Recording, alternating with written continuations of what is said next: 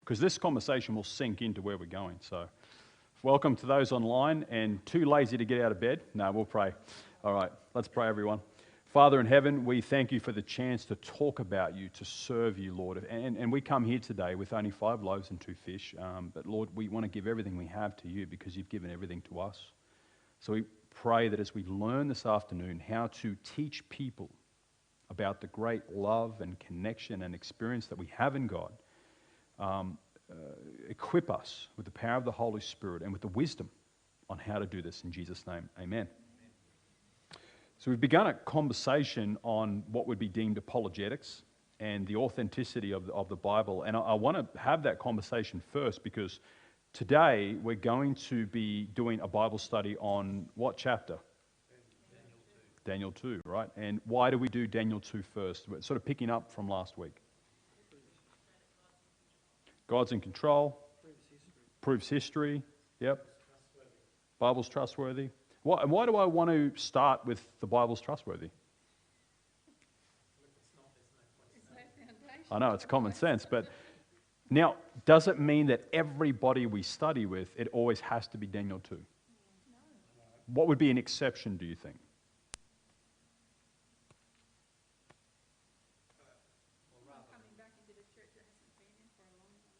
Yeah, someone may have already may already believe what about the Bible?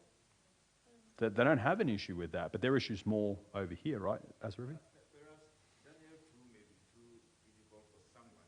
Yes. Coming in. Mm-hmm. We start with feeding the person what knows. Yep. Later on, we're going to begin to feeding the person bones. Yep. So Azravi said that even for some people, Daniel 2 might seem complex, and you don't really know until you. What do we do first? First visit, really listen, spend time with them, right? So you can't just go in assuming they have a level of knowledge. And I think it's like what you said in previous meetings, we need to actually understand what their belief is and build a foundation. That's right. So we what does the Bible say? Be quick to speak. Quick. I'm just going to give a caveat up front. I've only had 5 hours sleep, so if I sound drunk, I don't drink, okay? My brain is not working too well. You can thank my kids for that. What was the verse again? Slow to speak, quick to? Yeah. That's the rule, right? And I've overstepped this a lot, where I've gone in thinking, I was so busy just preparing the study, I forgot to actually ask them questions. and 2 ears, 1 mouth. That's right, yeah, 2 ears, 1 mouth for a reason, right? So it's a simple point, but you'd be surprised how often we don't do it, and we need to just sit there and go, hey, how are you? And be always ready that study may not be the study for today, because who knows what's happened since you saw them last and what they're going through at that time. You want to be sensitive to them and go, how are you doing? And next thing they start to talk about a real issue with something, well, we're going to put that study down. Unless you believe that you can cater that, you want to just go, let's just talk for a minute. And I've had many studies where I may be halfway through and I just go, okay, we're going to pick this up next week. Let's talk, because we've hit a nerve here. We've hit something. So remember that the study is just a what? It's just a guide. It's not like I have to get through this. No. It's a guide. It's there. But, you can jump around and do other things. And so... Jesus just as much in your actions towards them as in the Bible. Exactly. Yeah, we want to make sure that not only are we teaching Jesus, but we are representing Jesus, right? It's like, be quiet, I'm getting through the study. It's like, that's not going to work too well, right? And you will be challenged. People will, under conviction, want to push you away.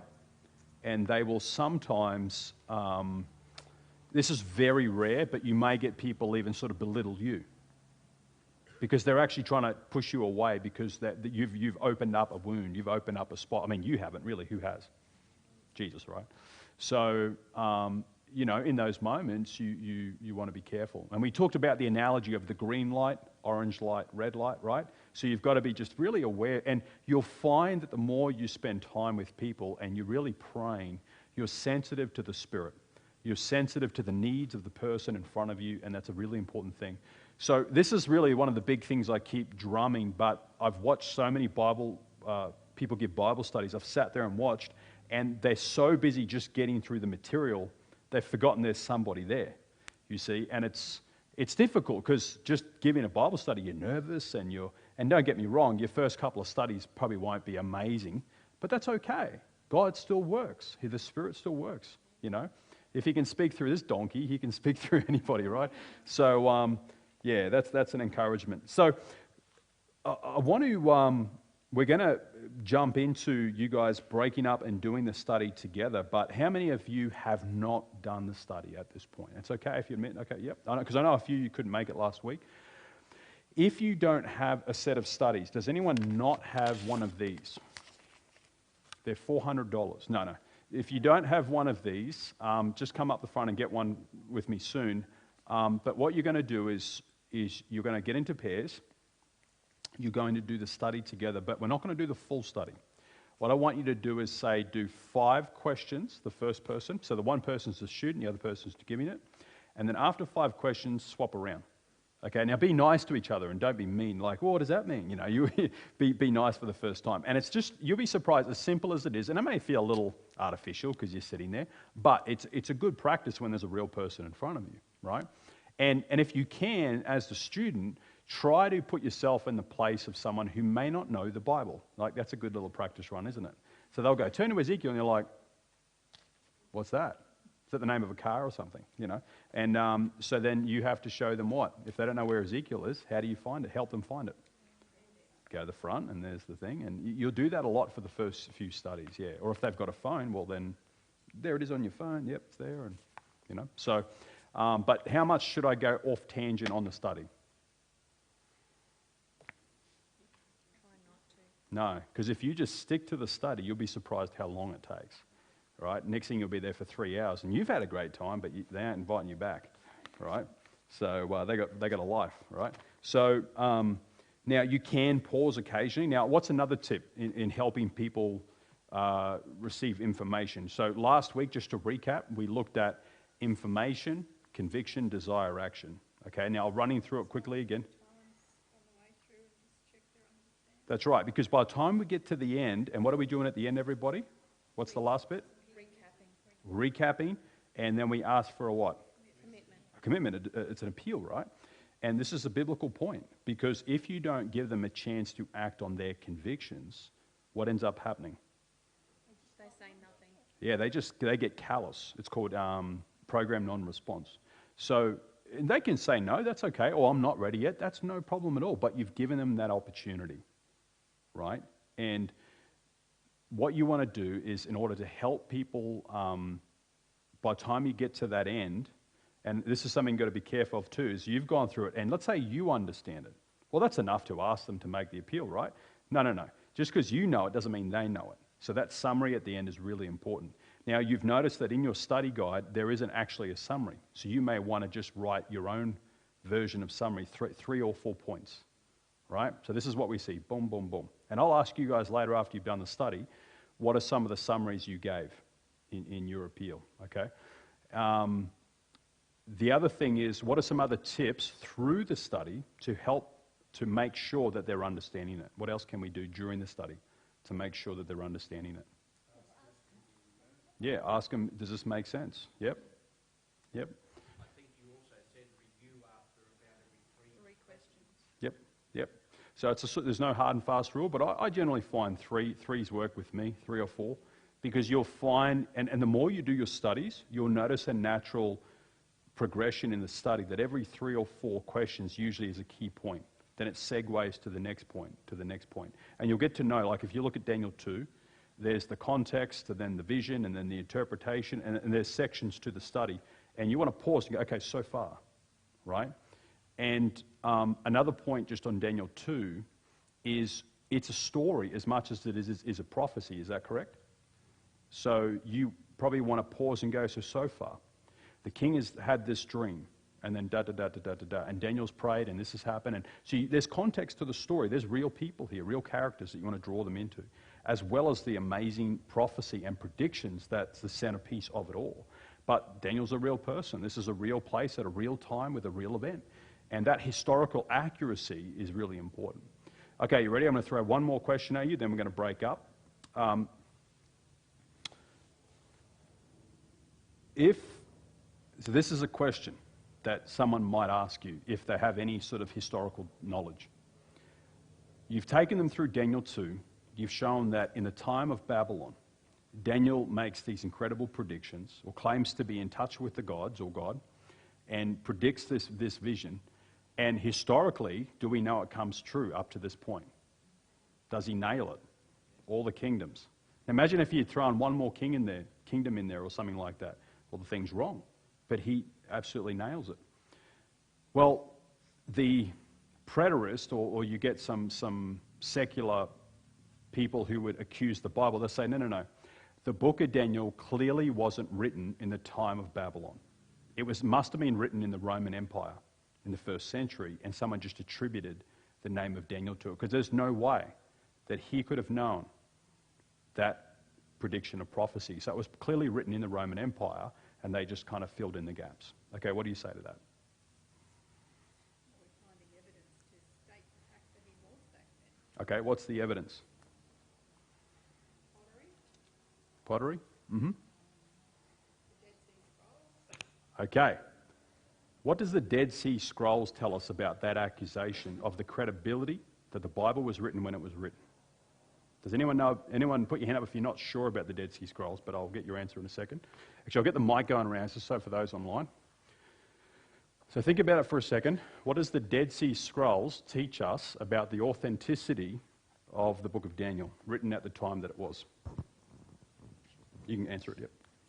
I could be wrong, but my understanding is that the earliest copy that they have, or earliest fragment that they have from the book of Daniel, was actually dated to at least a couple of hundred years before the Roman Empire was a thing. I could be wrong on that, but yeah, that's my understanding of it, yeah. Yep. Okay, so that's right. So here's the accusation that many people have laid against the Bible. They would say, look, remember the Chinese whispers thing? I mean, what you have in your hand is an English translation of a copy. We don't have the originals of the Greek and the Hebrew Bible, okay? So how do we know that what those copies were that they translated from are like the original? Because surely if you're copying, there's going to be, you know, if we all started copying, do you think we're going to be super accurate or what? Because in our mind, that's going to happen, right? So people would say, I don't know, as a historical document, because this is a historical document, it's claiming real history, real people at real events. How do we know it's authentic? Well, up until recent times, when I say recent times, the 1900s, most people said that you can't trust the Bible because we don't know for sure that what you've got in your hand is what it was written in the time of Isaiah and Jeremiah and these sorts of things. Until they found the Dead Sea Scrolls. The Dead Sea Scrolls, which is in Qumran, near the Dead Sea, obviously, is by a group of people called the Essenes. And they essentially were a Jewish sort of, not a break-off group, but a very conservative, traditional group who were trying to preserve the purity of Israel. They saw that Israel had fallen into apostasy. This is like during the Greek Empire, like the 3rd century BC. And they had essentially settled in Qumran and dedicated their life to the copying of the Old Testament and preserving of the manuscripts. And we have the documentation from their life, how they would actually copy, like the book of Isaiah and these sorts of things. And just if you get a chance, remember that book, Case for Christ, I recommended? In there, he goes through all of it. But just to give you a bit of a preview, what they would do is these societies were incredibly articulate and had incredible high standards when it came to the copying of the Holy Scriptures of God. Can you imagine? So if I'm sitting there, and remember Hebrew, do you go left to right or right to left? Hebrew is right to left. Get your head around that. So they write this way, and what they would do is someone who has the manuscript, and they would be copying it on the parchment or whatever it is, if they got one letter wrong, the entire parchment was destroyed. And they had a special pen just to write the name of God, and everything had to be counted, everything counted, and there was multiple people who would check and recheck every document. So nothing could get through unless thoroughly checked. Now, where the Dead Sea Scrolls come in is this society who was dedicated to just a copy of the Bible. In what century did I say they lived? 3rd century. 2nd to 3rd century. Now, they were copying copies. And in the, I think it was in the 1900s, maybe 1920s, you guys could check. 1947. I was sort of around that area. A shepherd boy going through the area, there's all caves in the area, he was throwing rocks and he heard a pottery smash. Ooh, treasure. He went up there, it's just these old dusty scrolls. He thought maybe I'll get some money for them. Took him into town. They're basically priceless, ancient Bible texts from Qumran. And all of a sudden people got onto this, historians, and a team was sent out. They went through the caves and found almost the entire Old Testament, I think, except for the book of Esther. And I actually went to the museum in Israel of the Dead Sea Museum, if some of you may have been there, and they've got the whole book of Isaiah in there and stuff, and all the different books. So what do you think the accuracy, when we take a 3rd century copy and put it up to this Bible right here, what do you think the accuracy is? 99.9%. The only difference is the crossing of an I or maybe a slight thing. Historians would say to you that the book in your hand is as authentic as the book it was thousands of years ago. So did God preserve his word? Now, to give you an example, just the New Testament alone, how many copies do you think we have of the Greek? Just wild guess. So I'll give you a quick, this is just historical documentation. Everyone know who Julius Caesar is? Well, Caesar fought, do you remember the cartoon, Obelisk and... who were they? What country? Do you remember? Yeah, they were the Gauls, France, right? So Caesar's Gallic Wars. He fought in Gaul. And there's actually historians have written, historians of the time wrote Caesar's Gallic Wars out, his events fighting against Gaul and Vercingetorix and all these different people. That was written hundreds of years after Caesar. I think we have about 3 or maybe 6 copies. And it's considered a major historical document, very accurate. Okay, so that's among some of the to have like a few, like 6 copies like that, or whatever it is. I'm just spitballing here.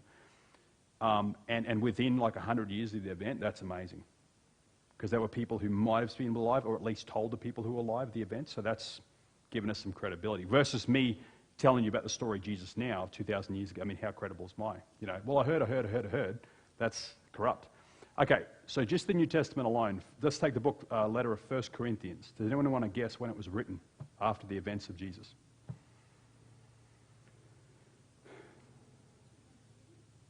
No? So 1 Corinthians was written within 15 years of the event.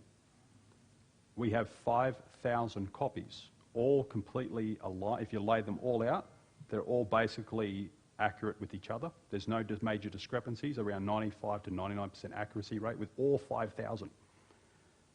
How's that? So the Bible, and I'm just giving you a quick spitball here, but the Bible is the head and shoulders above every other ancient document. It is the greatest, most accurate historical documentation we have in the world, just on as a historical document of authenticity. So if you get into the book Dead Sea Case for Christ, he asks all of these tough questions to the scholars in the book, and they answer all of these things. And you'll have that ready for you there.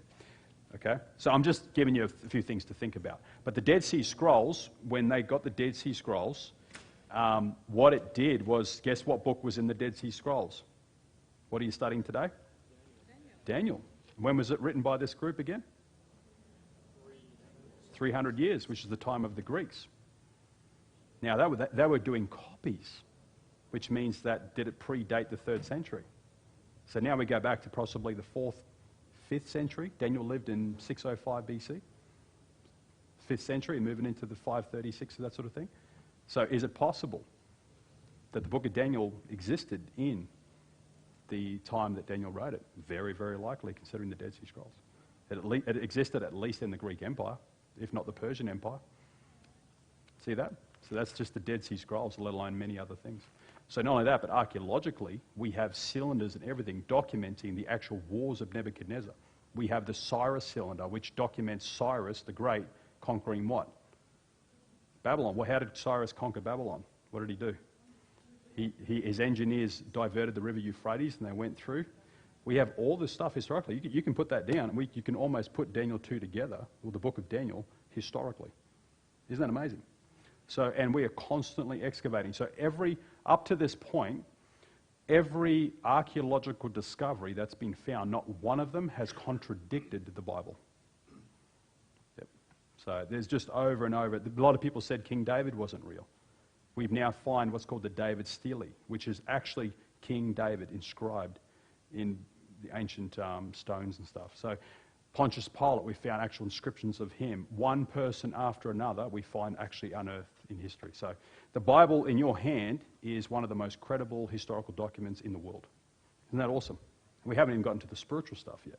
So there's, you can put your faith firmly in the scriptures. Now, I'm just giving you a preview of some of the areas that if you wish to go down, you can study some of these things.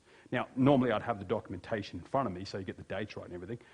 But when you go into Daniel 2, that may be a question that's brought to you. That's why I bring up the Dead Sea Scrolls. So if you get a chance, go study the Dead Sea Scrolls and how it plays into the credibility of the book of Daniel. Because anybody who actually sits and goes through Daniel 2, their only solution is that's real or it's made up.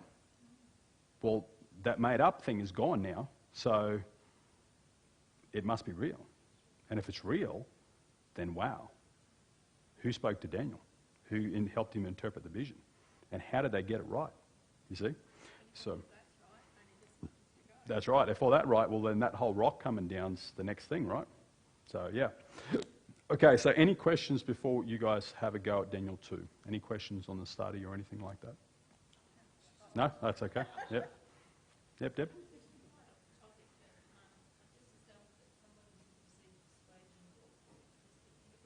Okay. Sure. So Debbie's collecting emails. If you haven't received, we've sent a PDF book of a book called Persuasion. It's by Mark Finley. It's sort of a great reading book for you to have. Go talk to Deb. Now, before we move into it, here's where I'm going to end today on. So to give you a bit of perspective, I'm the head of personal ministries unless someone objects with the nominating committee, just to give a heads up. I put my hand up for it. Personal ministries next year is essentially giving Bible studies. It's evangelism.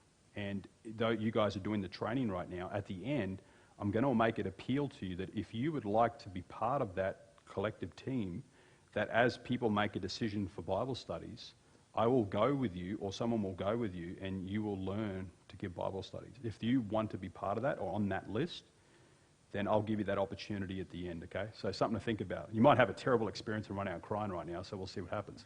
But that's sort of part of what we're going to be doing going forward. Now, this is only just the basic beginning training. As you go forward, we're going to keep training. Not straight away. I'm going to have holidays, so there's holiday.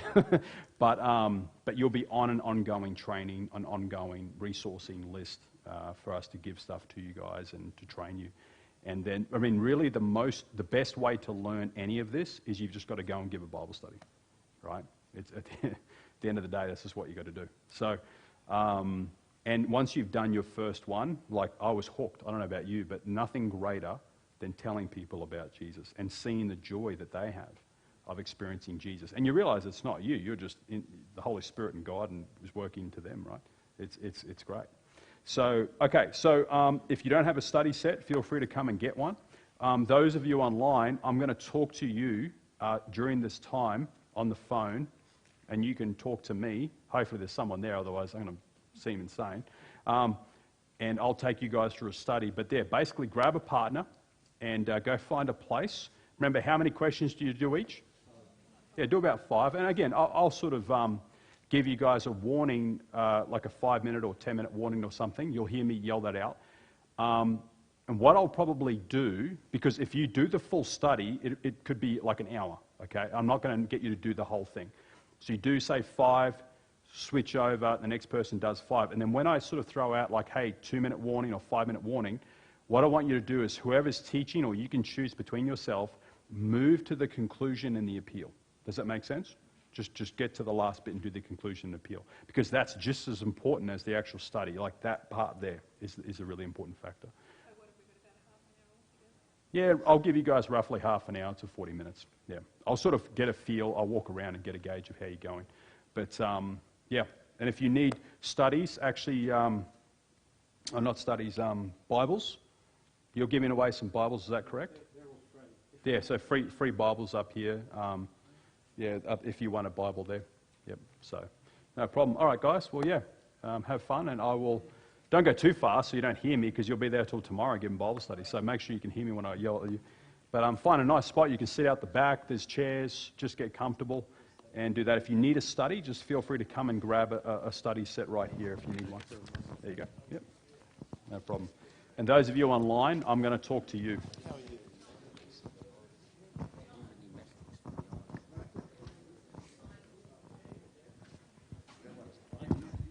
All right. Okay. Oh, you need some studies? Here you go, brother. There you go, man. Yeah, God bless. There you go. Good on you, bud. So it's number two. Number two today, guys.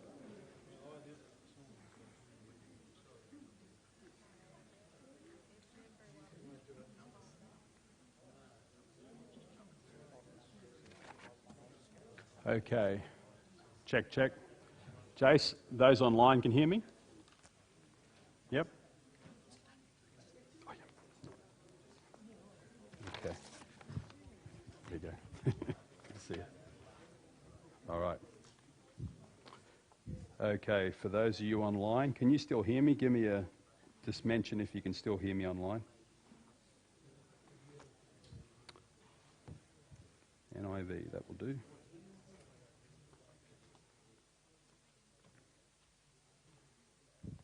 Okay. If you want to just shift the camera here. Okay.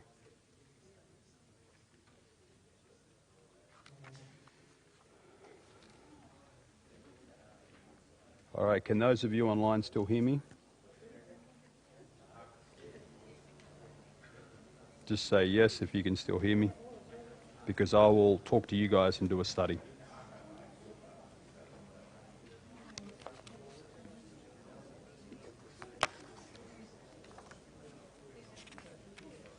Okay, awesome. Lisa Booth, how are you?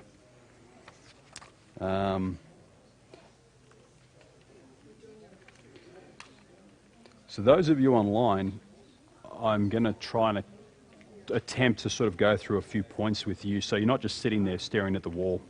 And I'll take you through a couple of points regarding Daniel chapter 2, a few tips and tricks that I found have helped in giving this study. So yeah, we'll go through it. And if you've got a Bible there, just give me a thumbs up. You can do the thumbs up button or love heart, whatever makes me feel good, that's great. And grab your Bibles and we'll follow along on Daniel chapter 2 together. And we'll go through that. Okay. All right.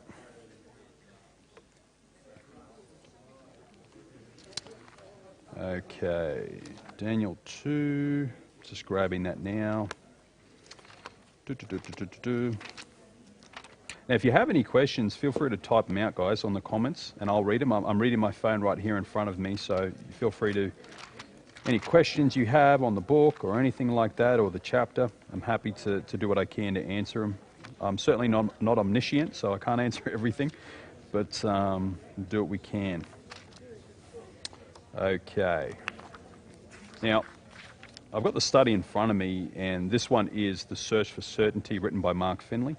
There are many of these studies that you can do. This one's a great, simple one, and nice to get started. So, all right, well, let's take a look at the study. Now, what I'm planning to do with you guys is not so much a Bible study, because you guys can't really verbally interact with me, but I'm going to sort of read through some key points, make some commentary, and feel free to ask any questions that you guys have as wanting to teach this, and I'm happy to answer what I can. All right, so the introduction to it, I'm going to read it for you, and then we'll go from there. The introduction says, "What does the future hold? Is anyone in charge? Can we look forward to the future with confidence? Is there anything we can count on?" Our lesson today is on an ancient prophecy from the book of Daniel. The prophet Daniel's predictions have been amazingly accurate for the past 2,500 years. They speak with relevance to us today. They promise certainty for the 21st century, and they reveal that God is really in control of history. Throughout history, the Bible has proven its accuracy in predicting the future. This study is an outline of world history from Daniel's time to our time today. Before we turn to the book of Daniel, let's discover a few things about Bible prophecy. All right, now, if we just look at the introduction together on that, there's a few things we learn. The introduction will usually tell you the angle that the author is taking on that study. Now, there's another set of studies, to give you an example, where in Daniel 2 they talk about Hitler. And in fact, if you give me a second, I'll run down and grab it.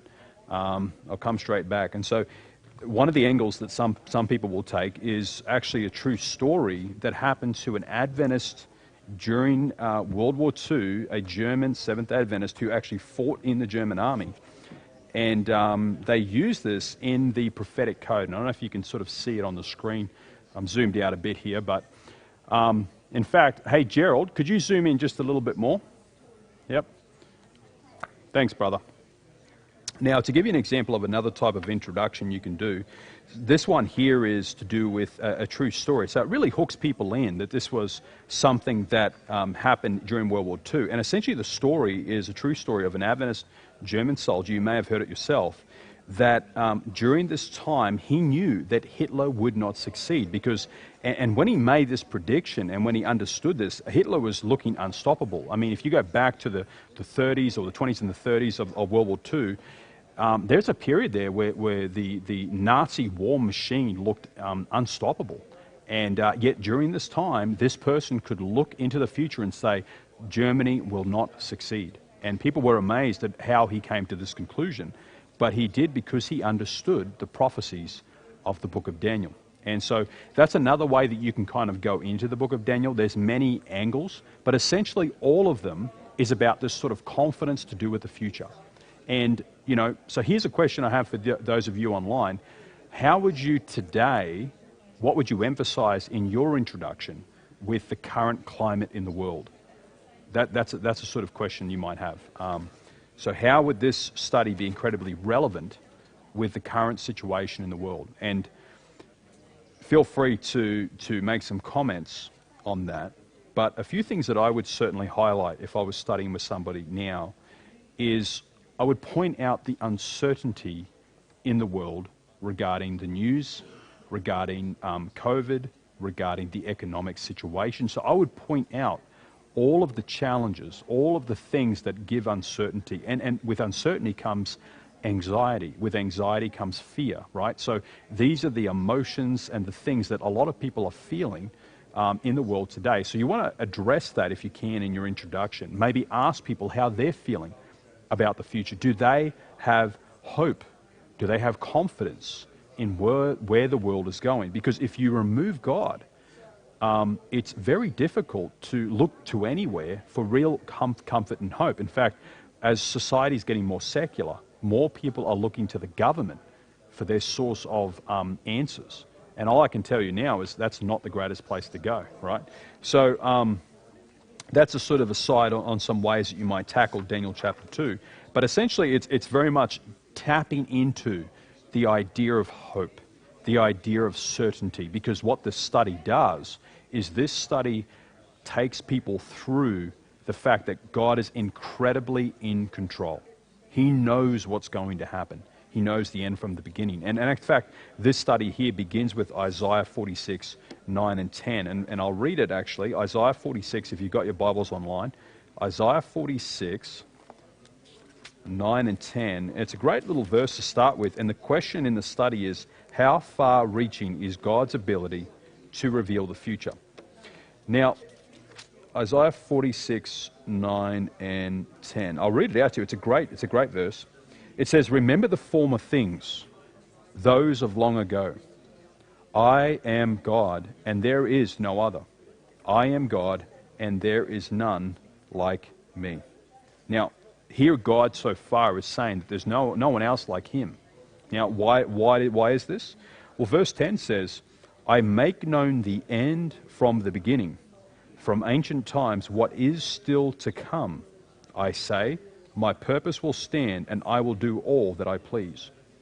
Now, what's so powerful about that verse to begin with is the fact that God here is claiming to be God, and one of the evidences of his power and his supremacy is the fact that he can predict the future, that he knows the beginning and the end. He's the Alpha and the Omega. Now that's a big claim. I can't claim that. You can't claim that. But God can claim that. Now, those of you online listening, here's the point. Your ultimate goal in every study you do is you want people to put their faith in Jesus Christ. You want them to learn of God, of his goodness, of his comfort, of his peace that he offers. And although we talk about prophecy, and I mean, you can talk about the beast, you can pick any of these eschatological topics. The reality is, everything we're doing is really pointing to the same thing, that God is the one that you can put your trust in, that he is the one who loves you. He's the one that has a plan for the world. And it's not a plan you need to be scared of. It's a plan that you can actually take comfort in, because Jesus has made the way for us all, and that should comfort our hearts. So I say that as a side for you who are teaching the Bible, that everything you do is not to get caught up into the dates and the details. That's important because it adds to the credibility. But your ultimate objective is to point people to the one behind all of it, to the one who knows the future. And that's why it's good to start with that verse in Isaiah to show that God is claiming to know the future. Now, the study goes on to say, how does God reveal the future? And it quotes Amos. You know, God speaks through his prophets. You could probably throw in there 2 Peter 1, 20, 21, that God, the Holy Spirit speaks through his people, through the prophets. You could probably throw into there 2 Timothy 3:16 as another verse, which says that all Scripture is God-breathed and or inspirational, right? And so there are several claims the Bible makes about itself. So you could certainly start there about the claims and then say, an analogy that I would often use with people is this. If I said to you that I was the greatest golfer in the world, right? I was an amazing golfer. Well, that's a big claim, right? Now, what would I need to do for you to believe my claim? Well, I'd need to go on the golf course with you, and you'd have to watch me absolutely crush it off the tee, right? So at the end of the day, God holds himself to the same standard. He's saying, I'm God, right? Now, he doesn't expect you to just put your brain on the shelf and go, oh, well, I had a feeling that God's real and that's enough. I mean, that's great, but there's actual evidence here. There's real proof here that you can logically look at the Bible and go, wow, that's a prediction. That came true. That has to come from the divine source, from God. So that's a sort of couple of points and angles you can take in the beginning. And then really Daniel 2 is one of the many ways that you prove that there is supernatural work behind this book, because there's no other way that you can explain prophecy. There's just no way that they guessed it, right? It just didn't happen. So that's essentially part of the angle you take when you do Daniel 2. And the reason why we do Daniel 2 first, as opposed to Daniel 7 or 8 or 9 or Revelation 13 or any of these sort of things, is because Daniel 2 is actually relatively simple. It's really the most basic of the prophecies in Daniel, and it's such a clear-cut prophecy. If you got into, say, Daniel 9, where you looked at the prophecies of the Messiah, I mean, they're quite complex. You look at Daniel 8, the 2300 years, that's a complex prophecy. So all of these are sort of repeat and enlarge the principles there. But so Daniel 2 is a really good starter, right? And as we mentioned last week, you could do Matthew 24, the signs of the times. That's another simple way of illustrating the predictions of the Bible. Okay, so I'm obviously not sticking to the Bible study here with you guys online. I'm just giving you tips on how you would teach it. If you've got any questions, feel free to send them up at this point. Okay, you guys still hear me? Give me a thumbs up if you can still hear me. It's weird talking to myself. I just want to make sure I'm not losing my mind here. Okay. Let's have a look. So it goes into the actual study. Thumbs up, great, thank you. Okay, so going into the actual study of Daniel 2, Daniel 2 is broken down into several sections. The first section is, of course, the setting or the context of the book of Daniel.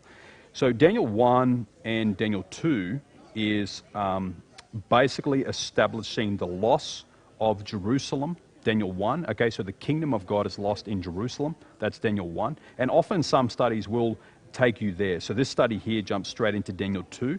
And it says this before the study, right? It says, God has the ability to look into the future and foretell what is going to take place centuries before the events come to pass. He revealed the mysteries of the future to the Bible prophets. These Bible prophets share God's messages of the future with us. As we see these prophecies fulfilled, our faith in God increases.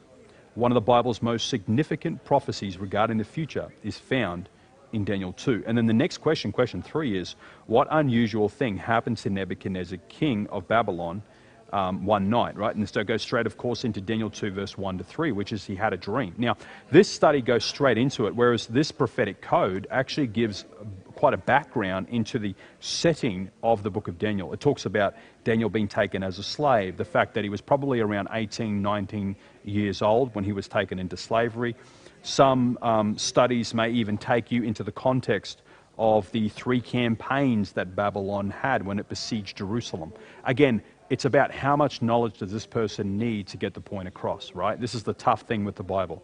So different studies will emphasize different contexts and backgrounds.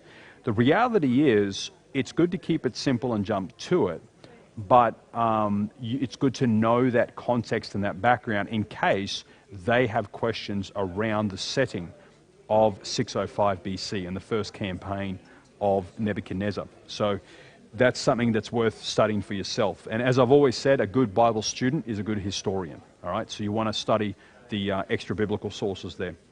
Okay, so essentially it moves into the fact that Nebuchadnezzar had a dream.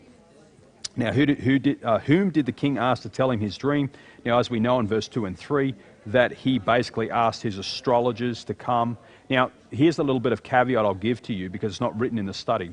That essentially what we know archaeologically in Babylon, this is something as a side note for you if you study.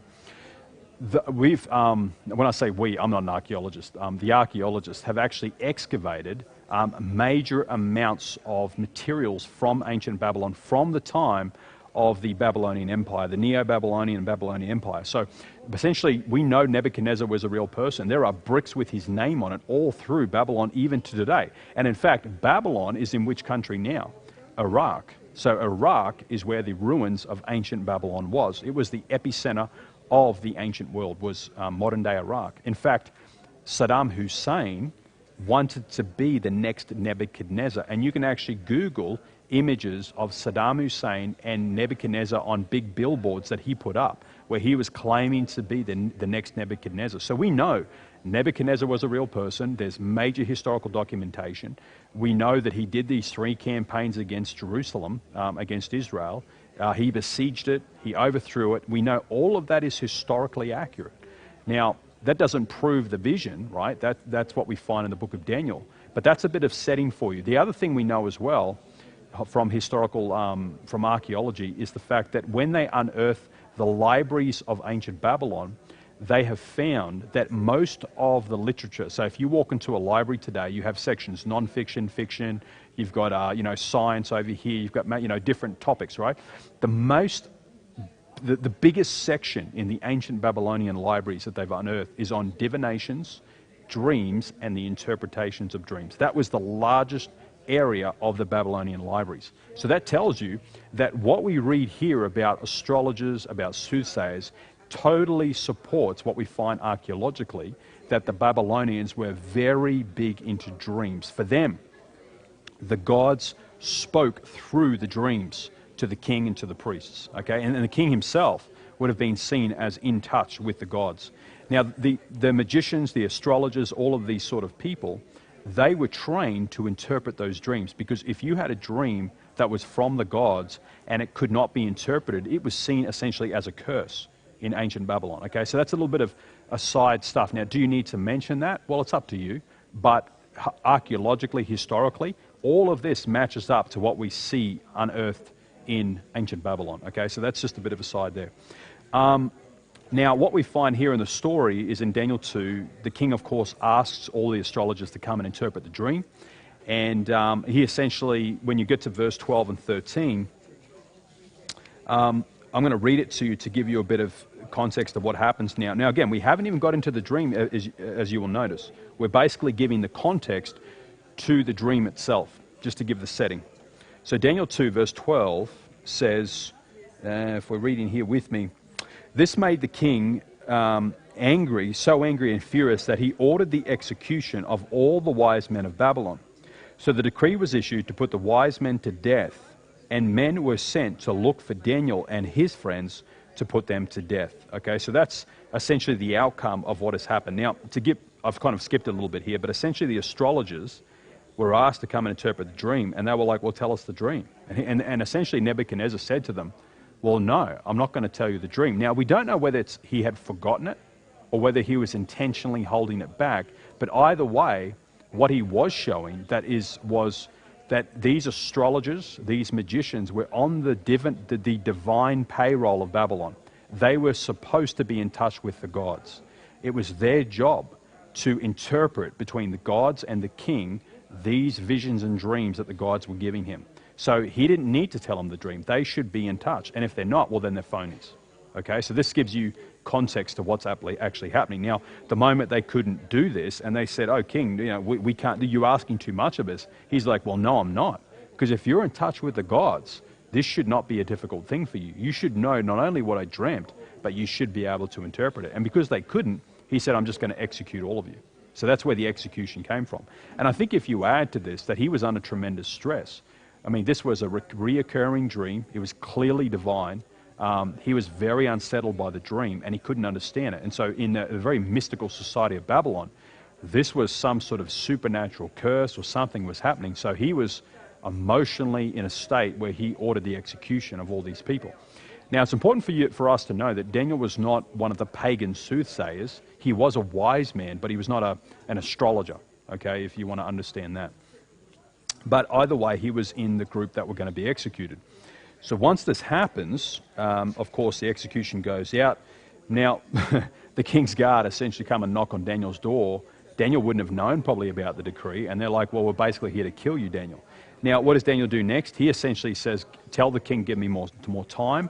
I didn't know about this, and we're going to have a prayer meeting. We're going to pray to our God, the God of Israel, right, the Hebrew God, and give us a night, right? And of course, as the story goes, Daniel receives not only the vision in his own dream of what the king dreamt, but the interpretation. So is Daniel in touch with the gods? Yeah, he's in touch with the gods because he's faithful. And as many people say, as a bit of a side note, you'd never have Daniel 2 unless you had Daniel 1.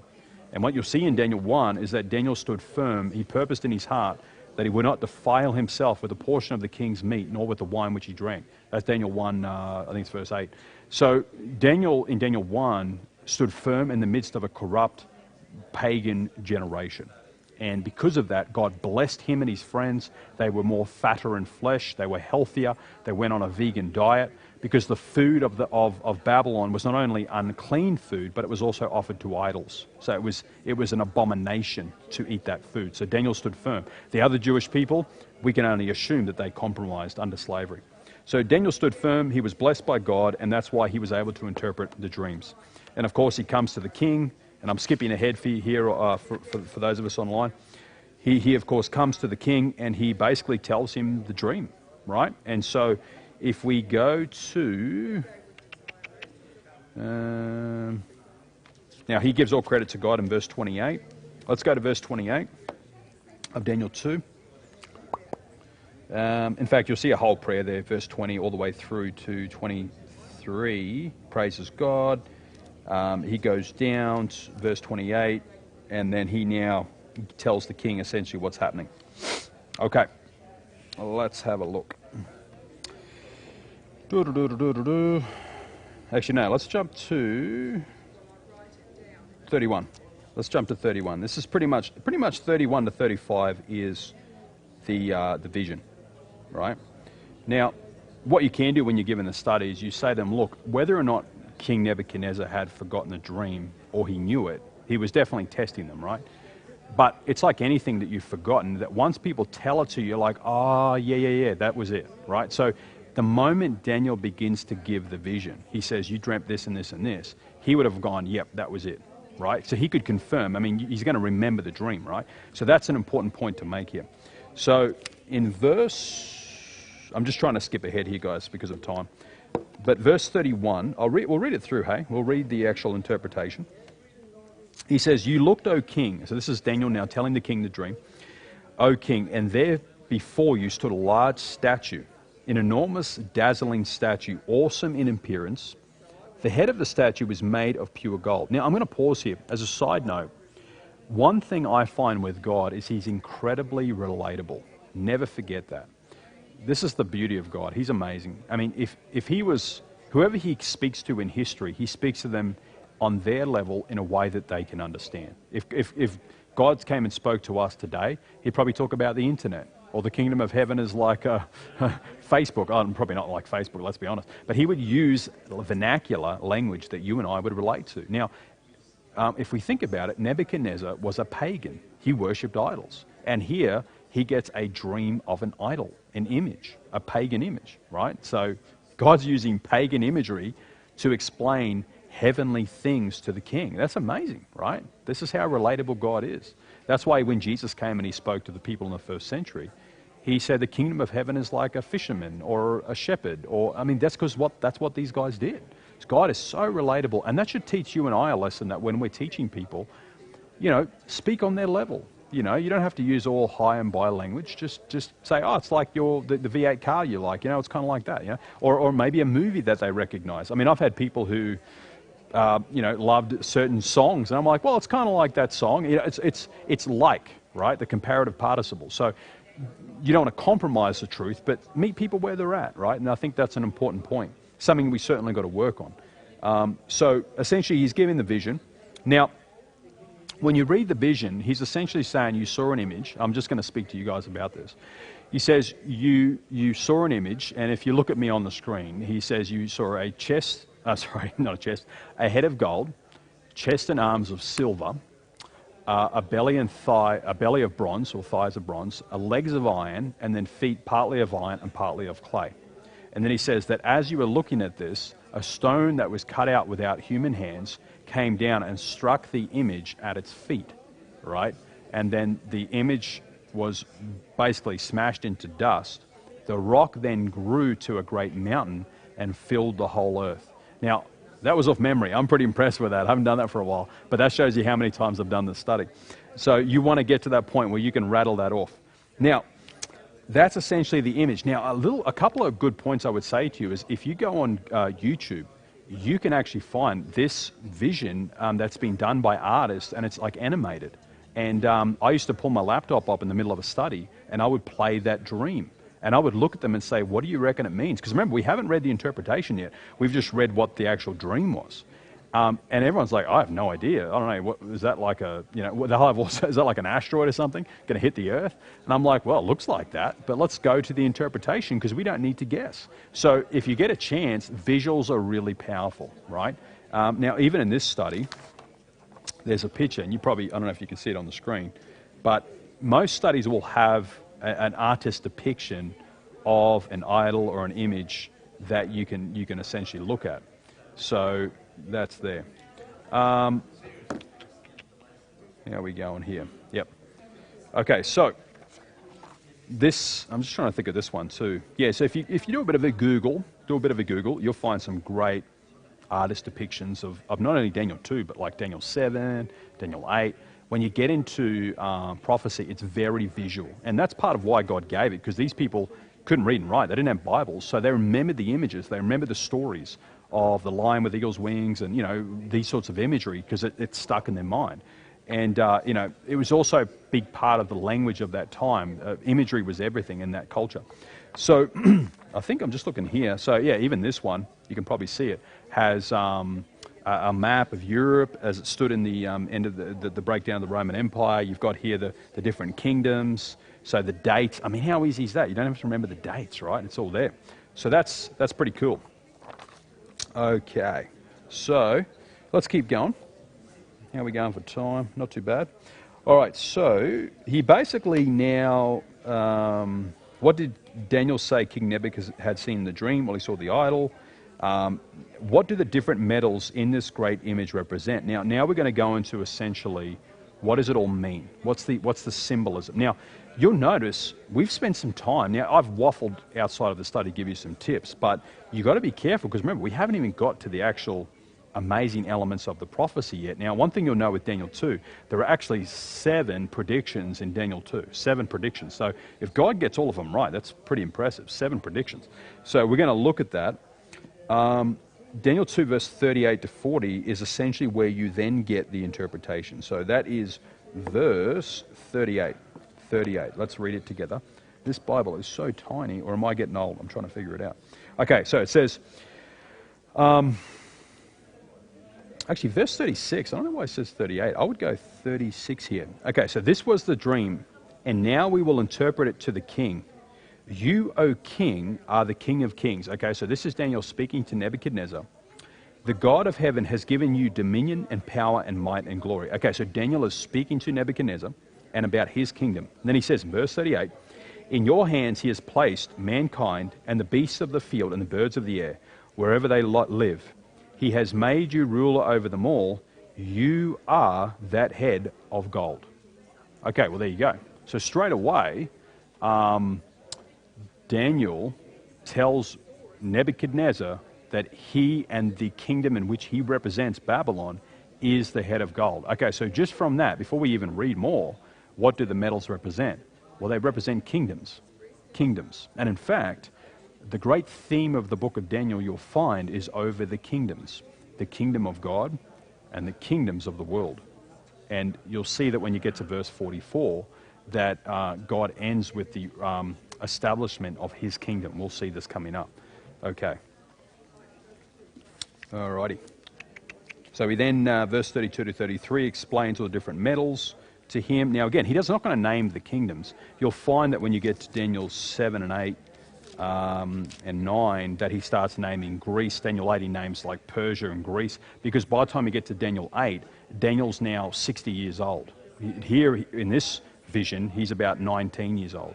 So when you get to Daniel 8, he's probably in his 60s, right? And he's seen Babylon fall and the Persian Empire overtake. So that's why the prophecies begin in Persia when you get to Daniel 8. So that's a sort of a bit of a side there for you.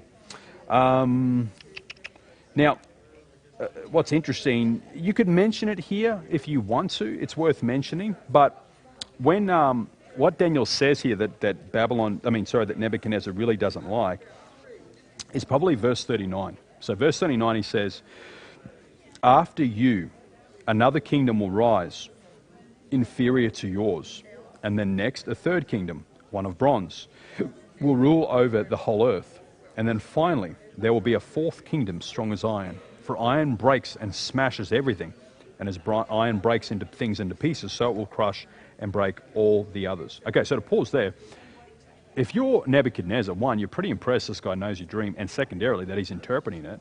But what you don't like is the fact that your kingdom's going to have an end. He says, your kingdom's gold, but after your kingdom, an inferior kingdom, just like silver is less quality than gold, an inferior kingdom will overthrow your kingdom. Well, he didn't like that. So, and how do you know he didn't like it? Well, Daniel chapter 3.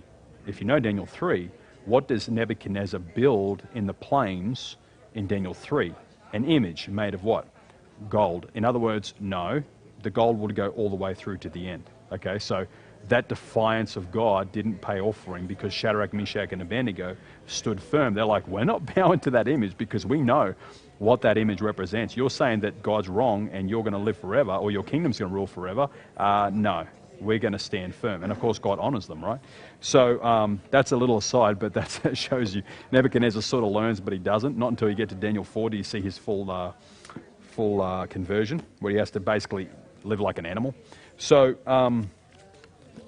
where are we up to? Okay, so basically the studies will now usually go through all the dates of the empires. You go Babylon, Medo, Persia, Greece, Rome. It'll give you the dates.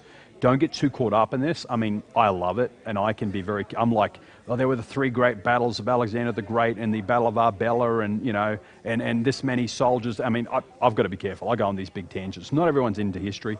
If someone is, cool. If you share history and love for history, you can go on that tangent with them.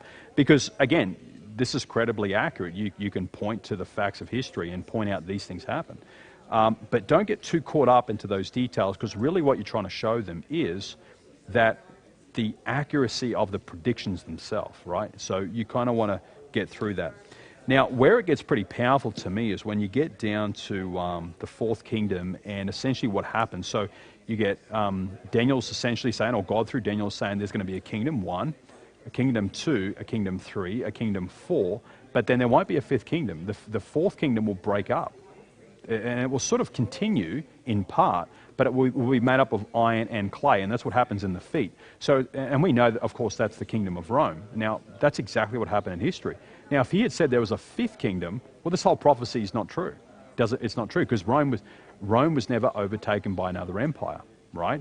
It was divided up, especially Western Europe. That's what we see. So it's important to recognize that just that point alone is pretty impressive. Because I could say, oh, there's America, and after America, another superpower will rise. Well, good guess. It's probably going to happen, right?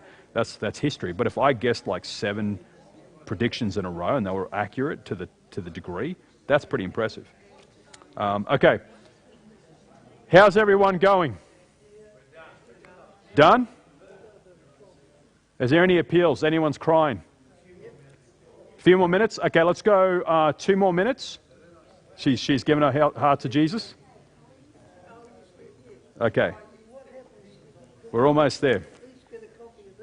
Yeah, you can take those. I'll talk about that after.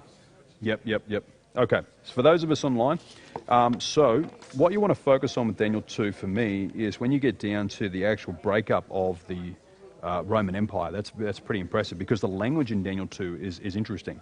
It says in verse 41, I think it is, Daniel 2, 41. This is so tiny, this Bible. Okay, where is it? Okay, so just as you saw that the feet and toes were partly of baked clay and partly of iron, so this will be a divided kingdom, yet it will have some of the strength of iron in it, even as you saw iron mixed with clay. Now notice this, as the toes were partly iron and partly clay, so this kingdom will be partly strong and partly brittle.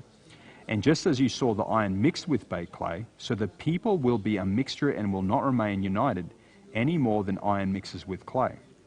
And in the times of those kings, actually I'll pause there. Now in different translations, especially I think it is the New King James Version, it'll talk about the seed of men. They'll try and unite with the seed of men, and it's incredibly accurate. And what it's saying is that during this 5th period, the breakdown of the Roman Empire. Now you've got to remember historically, Eastern Roman Empire continued. So Rome wasn't completely gone after the fall of Rome in 476 by the barbarians. So the barbarian hordes that occurred during the 4th century, because to give you a bit of history for those of you who are interested, why did Rome fall? Well, Rome internally was really breaking down from corruption. But by the time you get to around the 4th century, what you start to have is the Huns. So you've probably heard of Attila the Hun coming from the steppes of Asia. And he came with his hordes across sort of northern Europe. And what essentially happened was he pushed all the barbarians that were outside of the Roman Empire down into Roman occupied land. And so the Ostrogoths, the Heruli, the Vandals, the Visigoths, all of these different tribal groups from Germania moved south into Roman lands. And the Romans sort of allowed them in there for a period of time because they themselves were worried about the Huns. They had to pay them off constantly with gold. But essentially that's what caused the push of the Germanic tribes and the various tribes migrating south into Roman lands. But unfortunately the Romans treated them terribly. In fact, there's historical documentation to show that they were essentially these tribes that were coming in. The Romans took their kids in exchange for like dog meat. They would give them, here's some dog meat to feed yourself, but we're going to take your kids into slavery. I mean, can you imagine? It didn't take much for these people to revolt at this kind of behavior. And essentially the Ostrogoths and others then basically picked up arms and essentially came all the way down and sacked Rome. So you've heard the term barbarians are at the gates. This is the sacking of Rome by the Ostrogoths and others. So this is all around, historians will say that the fall of the Western Roman Empire is dated to 476 because of this particular event that sacked Rome and essentially Rome was done, right? So that's to give you that perspective. But you've got to remember too that since Constantine in the 3rd century, they had moved the power of Rome over to Constantinople, which is today Istanbul in modern-day Turkey. And so Rome was still power-based, but the main power base was in the Eastern Roman Empire. And that continued. That became the Byzantine Empire, and that sort of continued through. So when it talks about iron and clay still going, so iron's not kaput, it continues, but essentially Western Roman Empire breaks up. But parts of Roman Empire still exist. And in fact, many of these Germanic tribes still adopted and still sympathized with Rome, but now it's shifted from pagan Rome to Christianized Rome during the time, of course, Jesus, who lived in the 1st century of Rome. And over the next several hundred years of Rome's history, leading up to the 4th century, you start to see the Christianization of the Roman Empire, and then many of the tribes assimilating the Christian Empire, and that became Roman Catholicism of the Western Roman Empire. So that's a quick history lesson on that. By the way, don't go into that in the study. I'm just giving you guys tips. Okay, one more minute. Okay, so mention that point there, and often what you'll find is why that's important is because you remember that the study on Daniel 2, where they talk about Hitler. Why did the guy understand that Hitler would not succeed? Well, in Daniel 2, it says that when you get into the actual language of Daniel 2, it says these nations will try and cleave back together, but they won't, just as iron and clay doesn't cleave together. And that's exactly what we see. And if you look at history, you have Charlemagne, you get the Holy Roman Empire, you've got Kaiser Wilhelm, you've got Adolf Hitler, Louis VI, I think it is. There's a bunch of names of people who really, their whole purpose was to unite Europe again, and in fact to reinstate the Roman Empire. In fact, a lot of Hitler's iconography and a lot of his imagery was Roman Empire eagles and this sort of thing. So a lot of these empires, or would-be empires, even Napoleon, almost got there except for the Battle of Waterloo. And why? Because God said it wouldn't happen. They wouldn't unite. And this side of heaven, you will not see Western Roman Empire unite again. So that's actually a very impressive element, and it's the sixth prediction that we see. And of course, the Bible ends the story with Daniel 2:44. The stone clearly is Christ, because it says that the rock is Christ. This is, God will say in verse 44, that God shall set up a kingdom which will last forever. This is clearly, after all these kingdoms, God will remove the kingdoms of the earth and will establish a kingdom that will last forever. And this sets the tone for your now going into the Bible. So when you get to your appeal, you're essentially going to summarize all of this and say, we've looked at this and this and this and this and this, but really the takeaway is the fact that if God got all of that right, then there's a very good chance that the seventh point, the rock that's coming, Jesus, is true. And if that's true, well, then that raises all sorts of questions, doesn't it? And next week, we're going to start to answer those questions together. We need to study this, because if this is true, well, I want to know what the rest of it is, right? So you can go into different angles in your appeal with it, but you don't want to go too hard. It's only your first study. But I would say something like this: isn't the Bible amazing? And they would say, yeah, that's an appeal, okay? Do you want to turn this back on? All right, well, thanks for you online, guys. Appreciated you listening to me, and we'll continue to talk to everybody else. I'll stay up here because I feel exalted. Yeah, all this talk of King Nebuchadnezzar, I want to stay up here. Your head doesn't look very gold looking. No, well, I'll build a big golden image. Looks more silver than gold. Yeah, that's right, yeah, I'm the Persian Empire, yeah. Okay, so somebody got the handheld. Would someone be happy to run around with the handheld for me? Maybe Debbie or somebody there. Oh, thanks, brother. Yeah, it should be on. If not, you just press the little red button, just so those online can hear. But let's get a bit of a recap how you went on the study. We'll talk about the future and what we do, because you remind me the fact you've only got one set of study in your hand. Let's talk about that as well. But I want to get some feedback on how you went. What did you learn? So anyone want to just share? What's some things you picked up just having a practice run of the study? Just hands up. That's it. Actually, it was very informative. We did a trial run, and I feel quite confident in approaching a new fella now. Yeah, that's good. So you gained a little bit of confidence. Yeah. Did everyone else feel a little bit more confident having a crack at it? It's good, isn't it? Yeah. Adele? Yeah, I just want to know the answer to the last question that didn't get answered in this one, though. The mountain, is that God's kingdom? Daniel 2:44. Someone read it. And in the days of these kings shall the God of heaven set up a kingdom which shall never be destroyed. Yeah. Yep. Now, if you want to make the connection, I think it's in 1 Corinthians, it says that rock was Christ. So this is the return of who? Yeah. Yeah, just wanted to say that the study on Daniel is actually really encouraging. You know, everything from the first verse, which speaks about God's counsel shall stand, through to the example of Daniel, who went to the king though faced with death, shows that a life in connection with God can be lived confidently. Yeah. Shows what happens when you make a stand. Yeah. If you were teaching or talking to people that had no knowledge, could it be? It must come up at times like, this is so what? This is a great story, but what's the purpose? You know, we're here to study the Bible, but this is like, as I said, a great story, but what's the purpose? Yeah, no, good question. Because that's the key question, is it? What's the purpose of doing Daniel 2? So how would you guys answer that? I think we're in such turmoil in this world now that this would be a really great one to start with, because people are wondering what is going to happen, where are we going, who's in control. Yep. Okay, so I'll repeat that. So Adele was saying that one of the things we can take from this incredible 7 predictions is that in a world of turmoil and a world of uncertainty, is there uncertainty? Does anyone know next month what's going to happen with the economy? Do we trust the government to fix all the problems? How dare you? No. If you don't have God, your only hope is in politicians, is in people who have money or something. They're going to surely figure it out. Well, history doesn't prove so well. And so just on one point, this teaches us that who's in control. If he can set up kings and take down kings, which I'm pretty sure is the end of Daniel 2, it talks about this. He sets up kings, because even Nebuchadnezzar says this, he sets up kings and takes down kings. He is the great God. And so you'll see that even the adoration that not only Daniel gives by answering the vision, but also what Nebuchadnezzar gives at the end, reveals the incredible ability that God has.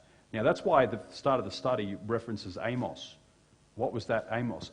That was God saying, I'm God. You know how you can tell? I can tell the future. Well, I can't do that. And anybody who can be in touch with the predictions of thousands of years is clearly supernatural, right? So there's that, yeah. Shane?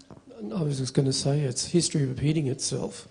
And so when you look at prophecy, that's teaching what's past history, but more importantly, how it applies to today. So that's the reason why you start there. If you start anywhere else straight in the Gospels, like in the Gospel of Matthew, you're not going to get that point. It doesn't come across. But I used to do a series called Steps to Life. Series, a very old one, I think, was Gromrell was the man's name. And it started there. So it was more the style of study that you're doing, whether you're introducing people to Christ or introducing them to what's how history is relating to the past. Now, another point I would just add is there are a lot of things you'll cover that at first may not seem like a big deal, but is it important for them on their journey of study to start to understand history and the outline of world history, and to understand biblical key events like the Babylonian captivity? So they're not the focus of the study, but you're injecting bits of information that will all add together, right? So never neglect those important factors. But the end of the day, Daniel 2 is one. It serves to show that this book is more than just a book. Would you agree? And often my appeal would be, wasn't that amazing? That God would predict that, or that Daniel would know that. And they would say, yeah, that's an appeal. That's an appeal. I'm like, that. Do you want to learn more about this stuff? Yeah, that's an appeal. See, so that's the level of appeal I'm doing in my first study with people. It's not like, do you want to come into the waters of baptism? I mean, well, I've just done one study. They don't even know who King David is yet. Like, they don't know anything. So it's simple. It's just like, that's amazing. That blows me away. And even for you to pause at the end and go, man, every time I do this, like you were just sharing there, like, it just gives me so much confidence. Like, isn't that amazing that he could predict that much, Like, that's incredible. Like, that's an appeal. That's going, wow. I don't know about you, but that blows my mind, Just a side point quickly, but who's on the front of that? Adolf Hitler, okay? Now, why would they put Adolf Hitler on Daniel chapter 2 study? This is the prophetic code version. Well, the story, it's a true story of a Seventh-day Adventist German soldier, if you get a chance to read through these ones, who during the war actually said Hitler won't succeed. Now, how could he make that prediction during the height of the German war machine just crushing through Europe? He knew his Bible. Okay, and what did he know about Daniel? What does Daniel 2 tell me that Hitler would not succeed? What would iron and clay try to do? Yeah, and remember it says they'll even try, depending on your translation, it says with the seed of men. Now in the commentary in here, I'm not sure about it there, but it actually says that, and we know historically, how did the royal families try and unite Europe? Yeah, that got weird, didn't it? But in fact, World War I, they say, was a family squabble. They were all related to each other. So that didn't work. So what the Bible tells us is they will try, many people will come through war, through intermarriage, and through various, it even names it, to unite Europe, but it will not unite. Now, a little side point as well is, did the study say that the Roman Empire ends with the breakdown of Europe? Or does iron continue? Now, how does the iron continue? Does Rome continue? Yeah, iron will not mingle with clay. So Rome actually, now historically, Roman Empire is in two sections. This is a bit of history for you. The Eastern Roman Empire and the Western Roman Empire, Latin and Greek. And in fact, in the 3rd century, because what year does the Roman Empire fall? 476, okay, by the barbarian hordes that come from the north. They break down. Now, no nation conquered Rome. Rome just basically broke down through corruption and instability. But the hordes of the Germanic tribes on the north, because Attila the Hun was coming through and pushing them south, when they came down, the Romans treated them so terribly that they just took up arms and sacked Rome. And so the Ostrogoths and the Heruli and the Vandals, they carved up the empire, and they eventually Christianized. But what happened in Rome was Constantine, 100 years before, had converted to Christianity, and he had moved the capital of the Roman Empire from Rome to where? Constantinople, named it after himself, typical emperor. So that's Istanbul today in Turkey. And so really the main power was over there, but who took up the vacuum in Rome? The Christian bishop of Rome, and he took on the very title of the Roman emperor, the Pontifex Maximus, which is what the pagan Caesar's title was. So you know all these titles, Vicarius Filii Dei and all this? This was actually pagan Caesar, because the Caesar was both the head of the military and the head of religion. He was the priest, the main head high priest. And that high priestly role was handed to the bishops of Rome, and they took on all the titles of Rome. So it's just a bit of history, but that gives you the background. So essentially, it's a side point, but I've heard some people say, oh, and Rome ends and then we go to Europe. I'm like, no, Rome didn't end. Rome just took on a different form from statecraft to churchcraft, you see?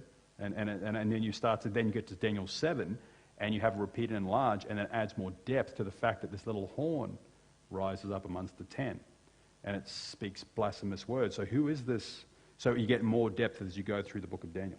So Daniel 2 sets up a platform for which future studies will add more to. Does that make sense?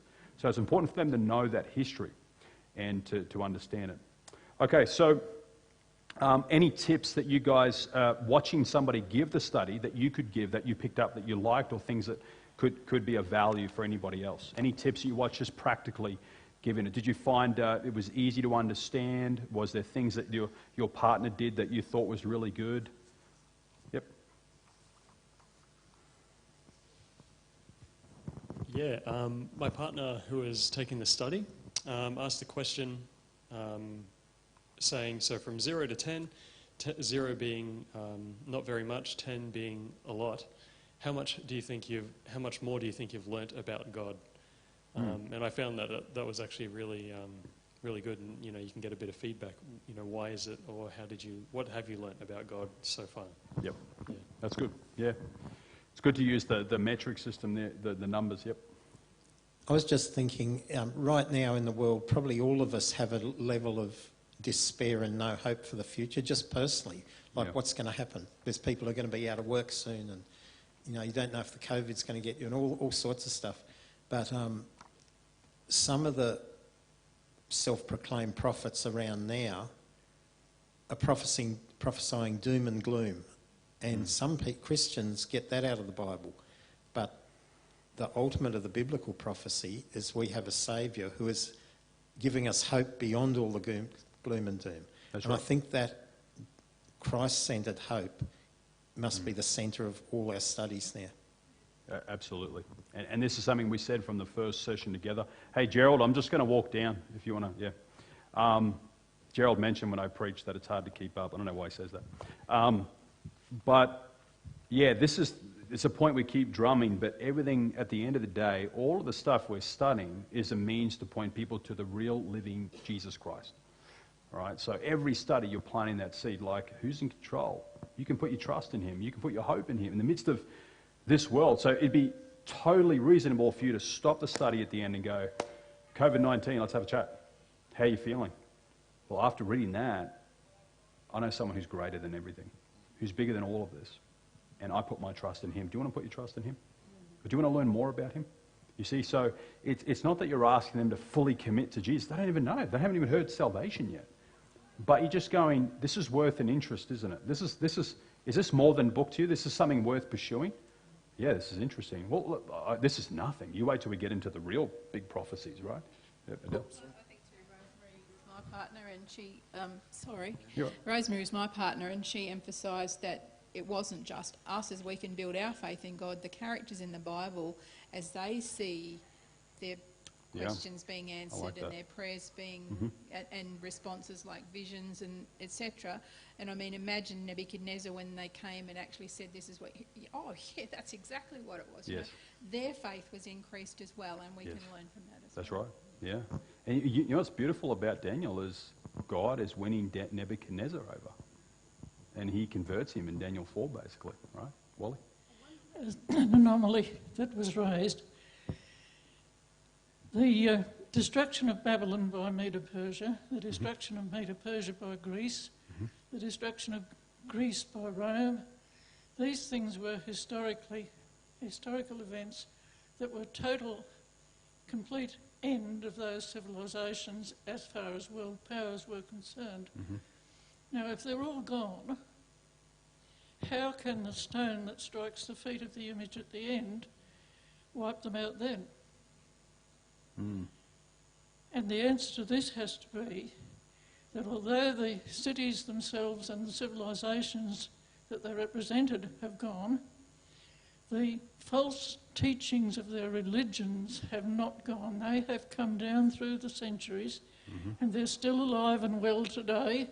Yep. Satan's lies, his false wine of Babylon is still there, and this is what the stone will wipe out when it hits. I think we need to explain that carefully. Yeah, exactly.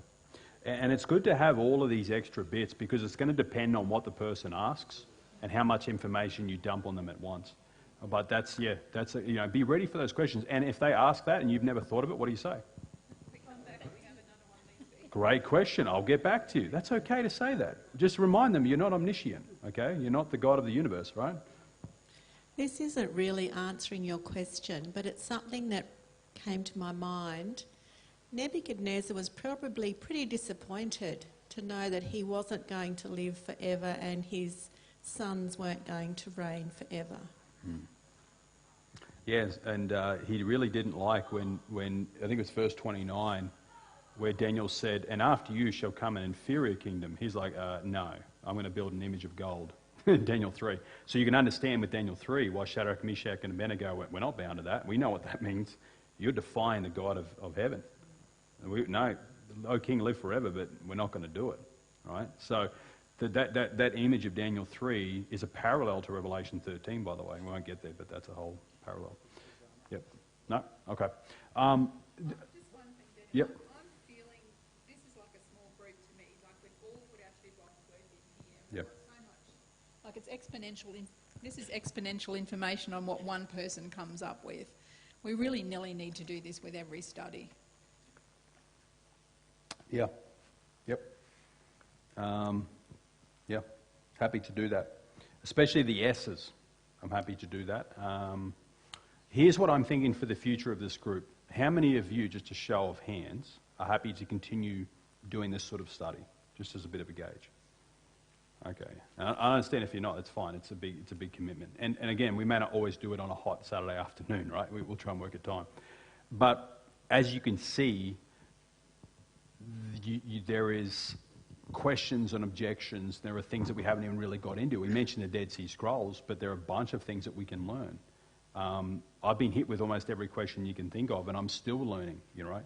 So certainly happy to meet with you and to work through a lot of these ones. Some of them are pretty simple. You're not going to have any real issues, but things like state of the dead, Sabbath, sanctuary, see the S's? Spirit of prophecy, what's the other S's? Second coming, on, right? These are the ones that you may get, like, what about the rapture, or what about this and this and this? So those are the ones that be definitely worth going through. Wally? In conjunction with this set of Bible studies called Search for Certainty, Mark Finley has prepared a program called Light Your World for God. Now, I've been teaching this program for the last 10 years.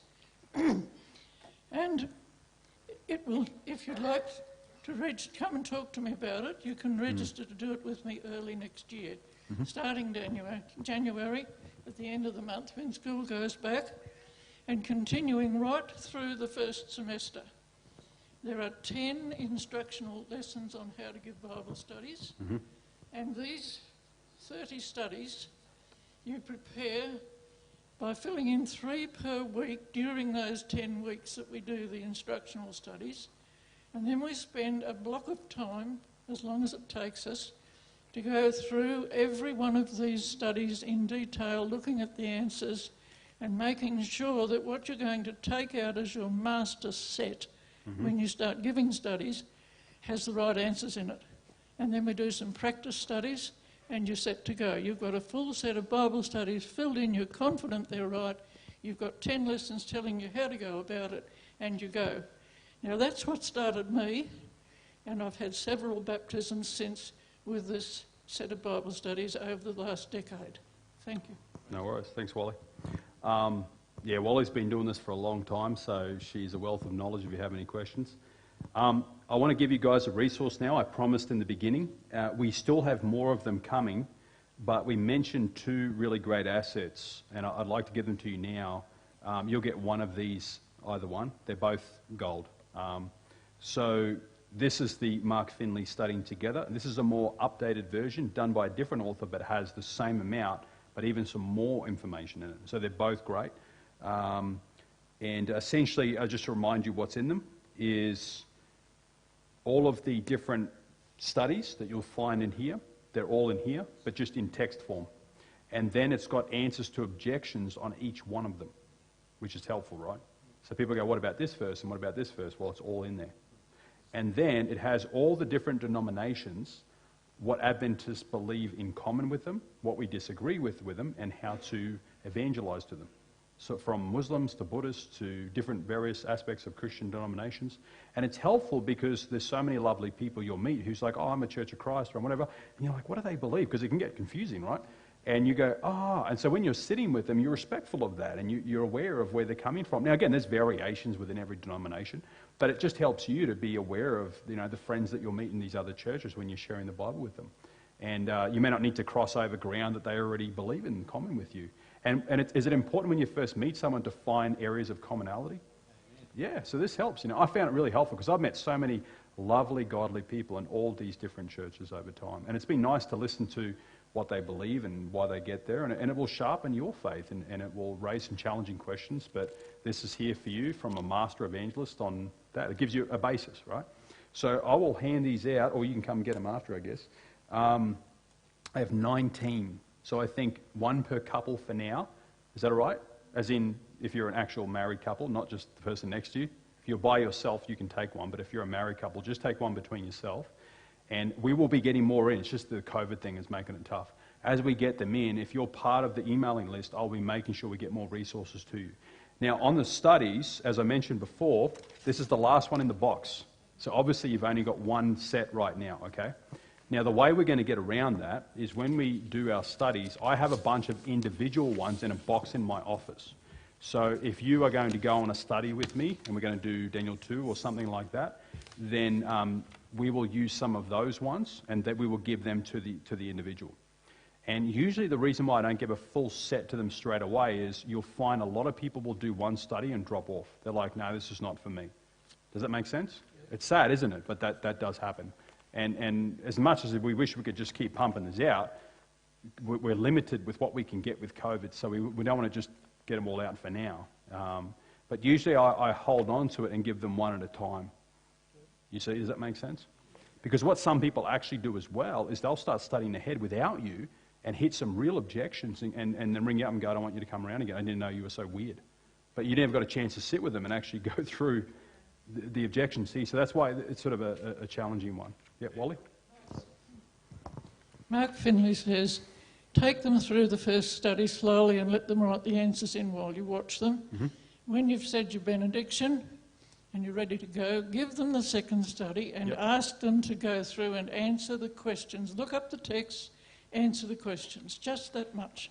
And bring it next week, and then you take them right through it, and they've already seen the text and answered the questions, and you put it all together for them. That's it. And then you give them the next one. Yep. Doesn't hurt to repeat over them. Repetition is assimilation, David. Well, I was just going to, Wally just hit on it, and Charles brought it up before. Mm-hmm. Why not give them next week's study, let them go through it? There'd be negatives about that, I think. There's pros and cons. Yeah, Depends on the person. There would be. It would depend on the person, how sincere and energetic and keen they were, because they may not go through it at all. Yeah. There's no hard and fast rule to any of this. You've just got to sort of assess the individual you're with. Ultimately, you do want to give them homework. Because you've only met them for 1 hour. There's a whole week that Satan's going to have fun with them with, right? So I would tell them, this is what I've actually found really good, is I say, I want you to start reading the Gospel of John. And just write down any questions you have, because now I'm teaching them to start to just read the story of Jesus. And it's not all going to make sense to them, and they got some questions. And I leave some room before our next study to ask them, how have you gone in John 1? What are your questions? They're like, well, whoa, you know, and then you can talk about it. And it's just a way of teaching them from the beginning a culture of reading the Bible, you see. So as far as resources goes, what will happen going forward is I'm actually going to be making an appeal at church at Glenvale for people who would like to study the Bible. People who sign those cards, we have some cards, because there's some people who've come to me showing interest, and I want to give them that opportunity with an appeal at Glenvale. This will probably be in the next 3 or 4 weeks. And because I know that some people are really interested, they've been coming to listen to the sermons and they'd like to know more, I want to give them that opportunity. And when they say yes, and I get their details, I will connect them with you if you're ready to be part of that. And I will come with you and we will do that together. Does that make sense? And then I will eventually go, you got it, right? And then what we'll work on, what Adele mentioned, is I'm about to go on holidays tomorrow. No one's excited. I'm on holidays tomorrow? Yeah. When I say holidays, I'm looking after my kids while they beat me up. So 21st to the 29th. So I'm gone for, 8 days. And then when I get back, obviously we've got December and Christmas, and you lose a lot of momentum. So I don't want to get all the gears turning in December because we've got Christmas, we've got all that. I think coming into the new year, we will definitely pick up and keep going as a team and knock through all of these studies together. And we'll talk about objections, things to consider when you take the study, et cetera, et cetera, et cetera. Okay, now, as a bit of a side note, we have quite a selection of studies in my room, my office. You feel free to take them. I don't mind if you want to use them. Because this is one set of studies, but you may really connect to the Try Jesus ones. You might go, these really just gel with the way I teach. Great, use these. We just got to order them, that's all.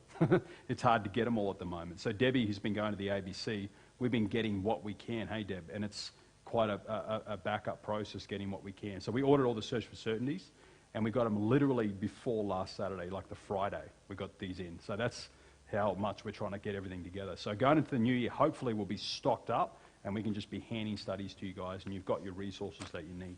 But worst case scenario, if you don't have that second set, just scan and print. You didn't hear that, Mark Finley? Scan and print them, and then hand them out. Trust me, I don't think you would care. Yeah. So there's ways around it. Okay, any questions of that so far? Nope. Okay, so Deb, do we have a way that we can take note of people if you want to be on that study list? So this doesn't mean you can still keep coming to the training, but if you actually are thinking, I would like to go take a Bible study with Pastor Dan and I would like to be part of that, in the next month, then go see Deb after this, okay, and just say, yeah, put me down. And that doesn't mean you're going to take it. It just means that I'll go with you. If you feel confident you can take the first one, I don't mind, but I'll be there to coach you along the way. Does that make sense? In fact, you'll probably coach me, right? You guys could probably be pros at it. But we'll work on that as well, okay? So, and you will find, honestly, guys, by the time you've done your first one, you'll go, that was great. I can't wait for the next one.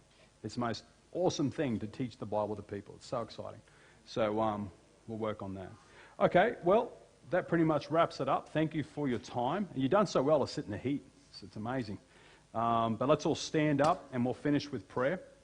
And make sure you come down the front and grab one of these Studying Together books or the I Will Goes before you head off. Okay, so one of these. Now, only one per couple, or if you're by yourself, grab one as well. And we will get more that will come in. And the reason why I want to give them to you now is I want you to start to go through them. Get yourself familiar. So if you're sitting there in a study, someone throws an objection, oh, that's page 6, right?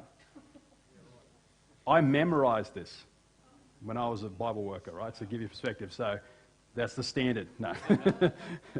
So, but anyway, just being familiar with the fact that you know what's in there, you get a feel for it, right? Okay, well, let's pray. Father in heaven, we thank you for the chance to learn more about you. We feel at times inadequate. We feel, how can I give a study, Lord? But we know that you promised that anybody who takes a step forward for you, that you are with them, that the resources of heaven are behind us, ready to come to our aid. And you said that even when we don't know what to say, you'll give us the words to speak. So we go forward, not in our power. We have nothing to offer. But if you could use us, Lord, as a tool in your hand to glorify you, then, Father, we are yours. And we just ask that you take us in all our brokenness and use us to tell people about who you are and your goodness and your love. And I pray a special blessing over this group and those online who weren't able to make it. May you bless them as well, as they have a passion to share the Bible with others. And I pray that you'll bless this ministry. I pray you bless the churches in this area as we unite together to tell the great message of Adventism to this community. In Jesus' name, amen. Thank you.